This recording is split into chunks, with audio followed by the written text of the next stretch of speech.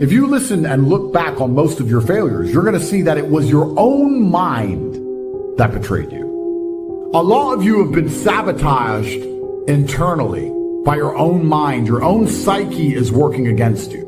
When you have negative thoughts that prevent you from being the best version of yourself, you should understand that your mind is attempting to betray you, and you should feel disgust because you have enough enemies. There are enough people in that opposing trench trying to destroy you. I promise you, if I were to give a button to most humans on this planet, if I were to go up to an average man, 25-year-old man of average income anywhere in the world and say, if you press this button, this guy's gonna die. And I'll show a picture of you being a nice little boy, whatever you're doing. I'll make you look sweet and innocent. I'll say, if you press this button, this guy dies, but you get $100 million. You do understand that 99.9% of people will press that button, right? Without remorse. And if they do, they'll distract themselves with a Lamborghini and with bitches. That's it. They won't care about you. There's enough people in the opposing trench who are prepared to destroy you for self-interest. The idea of you not having every single part of you on your own side is truthfully sad. You cannot allow your own mind to betray you ever. Once your mind is on side, that's when you can go and look for other teammates. You can expand your network of other people whose psyche is all 100% on their side. Then you can go and get things done. But the idea of self-betrayal is something most of you are struggling with and you didn't even realize. And I want you to actually think about it. How many times have you doubted yourself? Didn't feel like doing something you knew you were supposed to do? How many times has your mind tricked you into procrastination or being lazy? How many times have you sought comfort in excuses? How many times have you betrayed yourself? Don't worry about your enemies attempting to crush you. It wasn't your enemies that tricked you. It wasn't your enemies that outmaneuvered you or outsmarted you. You were simply self-betraying. And until you identify that pattern, then you're always going to lose against people who fully believe in themselves. Most of you do not use your mind for what it's for. You've forgotten how to imagine things. You should be able to close your mind and imagine the life you want to live so viscerally, to the point where you can taste it, so that this reality, the one outside of your mind, feels like nothing but a prelude, which allows you to get where you want to go. If you ask any champion of anything, they always envision themselves as champion all of the time. And the reason they do that is, one, so they feel confident, but two, so that if they don't become champion, they're more angry and more motivated for the next attempt to ensure that they do become champion. If you lose, you would have spent so much time imagining it that you're really going to want it. And because you're really going to want it in your mind, you're going to be more motivated to work hard than ever before. But you cannot close your eyes and vividly imagine. You can't evoke an emotion in yourself anymore. This is an age-old skill that humans had very recently up till social media. Watch your friends when they're on TikTok. How long can they even focus on a video before they have to change? Half a second? All of your minds are broken. You can't even focus on anything anymore, to the point where you can't even appreciate the good things in your life. You're distracted. Your minds are broken. You need to rewire your mind and resist the slave programming.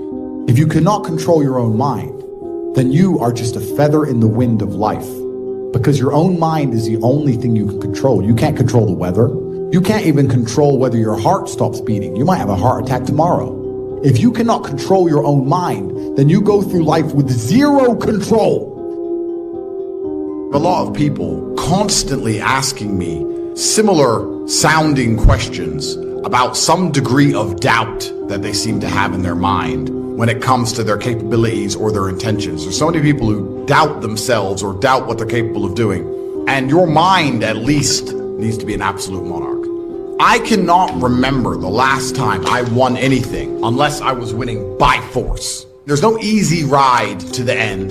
There's no democratic, smooth sailing, fair election, liberal bullshit versus conservative, we won the vote crap to the end goal. You're only ever going to win by force. So even if you're living in the West, when you understand you're living in a false democratic system, your mind must be an absolute monarchy where your commands are instantly obeyed and you instantly comply with your own mind. If your mind says, I'm going to train today, Your body must instantly comply with the overlord, which is your intention.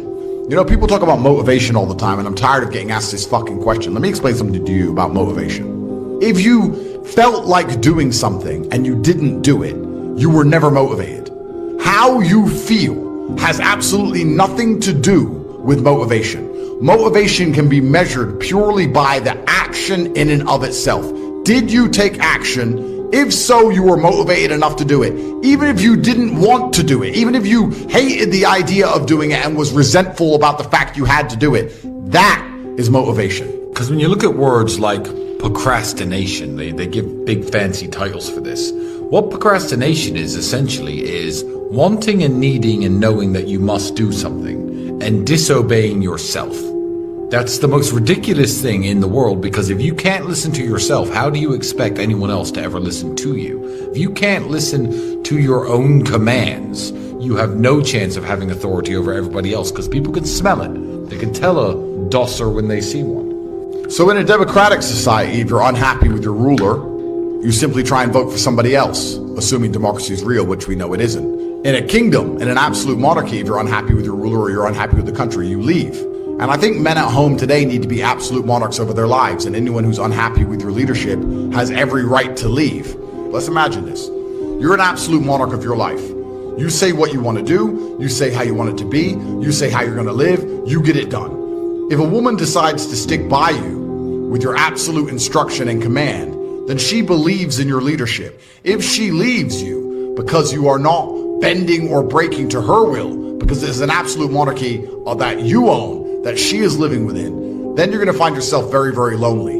So a great way to measure your capability as a man is to wake up and say, this is the life I want to live, this is how I'm going to live it, this is what I'm going to do, and see who's sticking around beside you afterwards. So you can live with absolute monarchy and reign as a king, and you're going to find out a lot about your capability, not only from women, but from men too. What men want to stick by you when you say, look, this is how I'm going to live my life, this is what needs to be done, this is the life I'm going to live. If you're going to have the mentality of a democracy and start sitting around with your girlfriend or your friends and talking about what maybe should you do, you're now spending all your potential energy infighting in a bullshit civil war instead of actually focusing on the tasks at hand. And this is why people fail. Monarchies are built on the faith in the king himself. Democracies are actually based on the forever promise of a better future. Democracies are based on the fact that you have an idiot ruling you now, but don't worry, you get rid of the idiot and replace him with somebody competent later. And of course, another idiot wins, and you get told, don't worry, at the next chance, you get to get the idiot out. A king has an obligation to his constituents, which is why you need the mindset of a king for the exact same reason. You now have an obligation to the people who believe in you. You now have an obligation to yourself.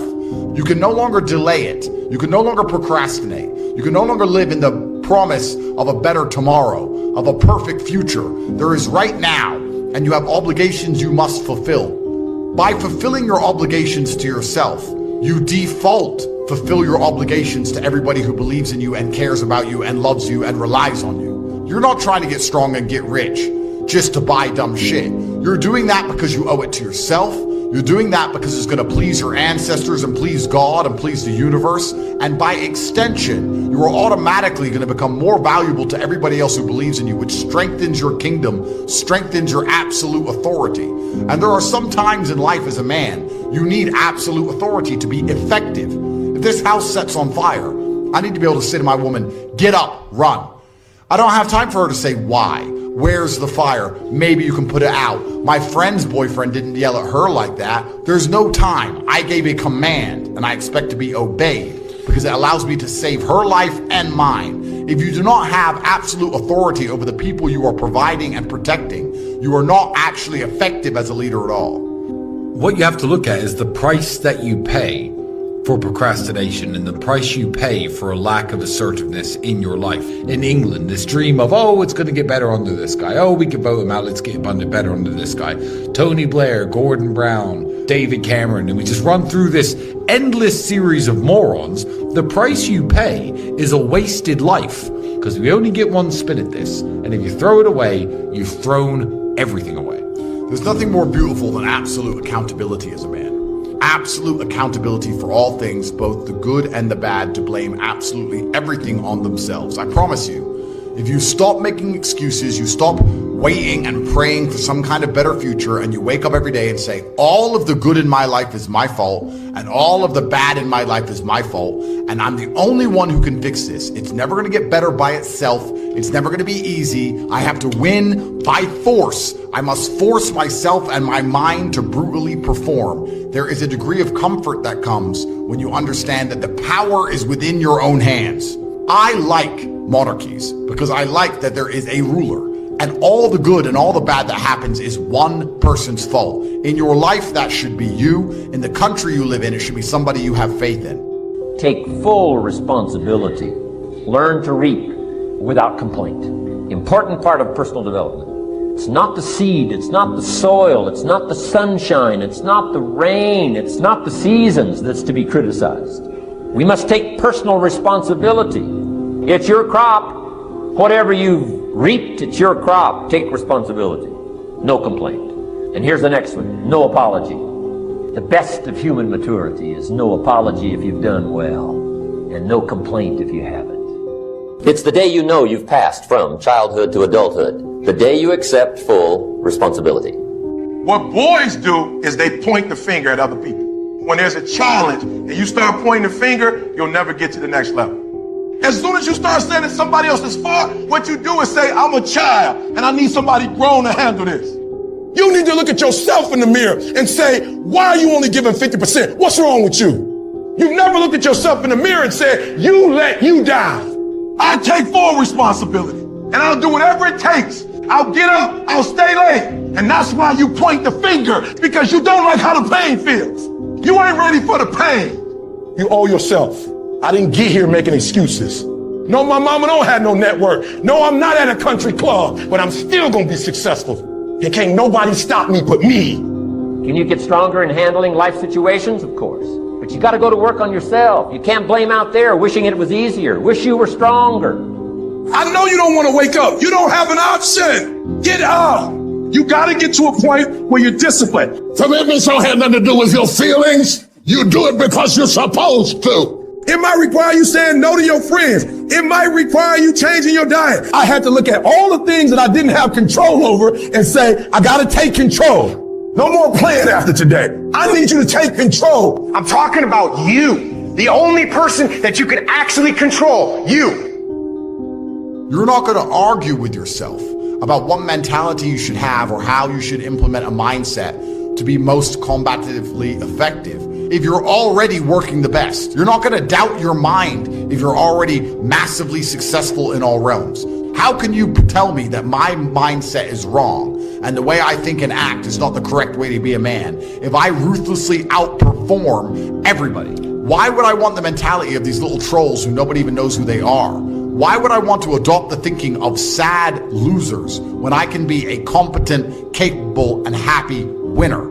If you start to succeed in the way you need to succeed, you will no longer doubt your thinking patterns. Why would you go to a therapist and beg them to change the way you think and feel if it was leading you to where you wanted to go? If the way you thought and the way you felt, even if it wasn't a positive feeling, was giving you the results that you wanted, you would still want to retain that mindset.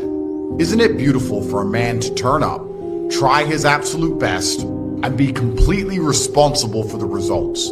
There is nothing better as a man than to turn up and get a fair shot. You should want as a man to be judged for who you are and what you're capable of. You want to just say, here's who I am, this is what I can do, give me a fair chance. And you want to be the kind of man who says, if I have a fair chance, I'm going to win because I believe I can work harder than everybody else.